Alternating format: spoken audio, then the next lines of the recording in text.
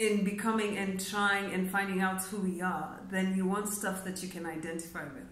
And so I was going through the same journey and with my daughter, and I thought, you need something that represents you, something that shows you in a positive light. So, and then I embarked on the Akiki journey in terms of coming up with a doll. I did a lot of research in terms of what it takes to make a doll actually, and the type of dolls. I knew what I wanted as an end goal, the type of doll, because I was deliberate about her body. I didn't want a skinny doll. I wanted at least black curly hair in terms of also the skin tone and everything else.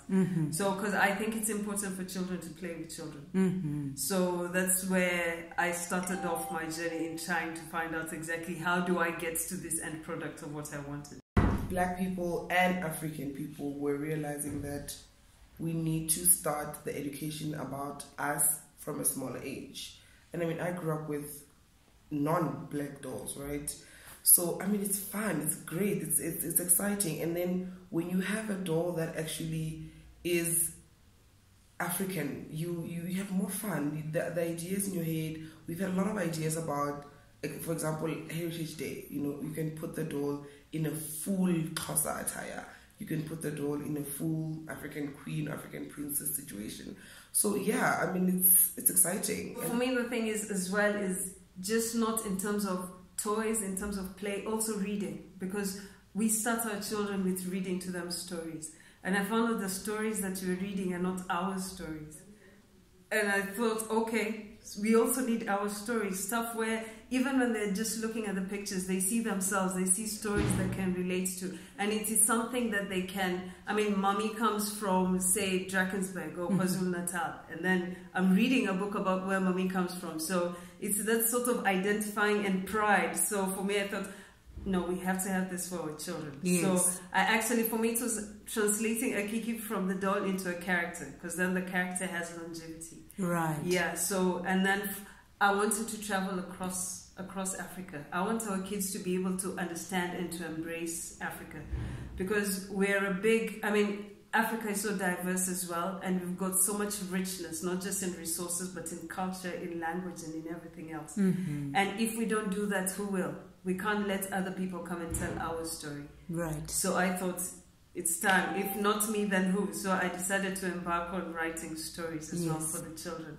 And for me, I guess it's easier because my children are still at that age. So a lot of the stories for me are very tangible. And even when my daughter or my son would look at it, they'd be like, oh yeah, we've been there, we've done this. And I'm like, yeah. Because, and also I find out when I read to other kids, they also have their own stories of the places they've been. Because it's also opening them up to this. And I found out also in terms of encouraging literacy, if you start with a good story, then you start enjoying reading. So there's a bigger picture. I keep a doll in the studio, and she's always standing at the windowsill, and when you walk in through the door, you can see that doll. Little boys love her.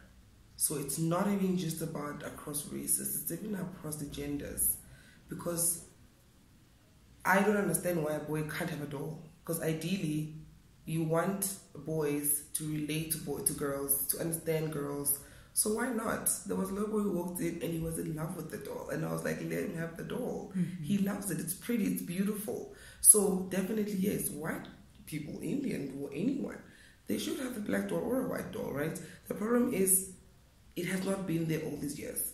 So we've had beauty and, you know, playthings centered on one race for the longest of time, where we can't even recognize with any of their toys. And then now suddenly, oh look, here's a doll, another race. And I actually don't even think a little white child would even think I'm getting a black doll. They'd just be getting a doll that looks maybe like, oh, this doll looks like Lerato or something like that. And little kids, I mean, they just love, it's a pretty doll. It's not about even that.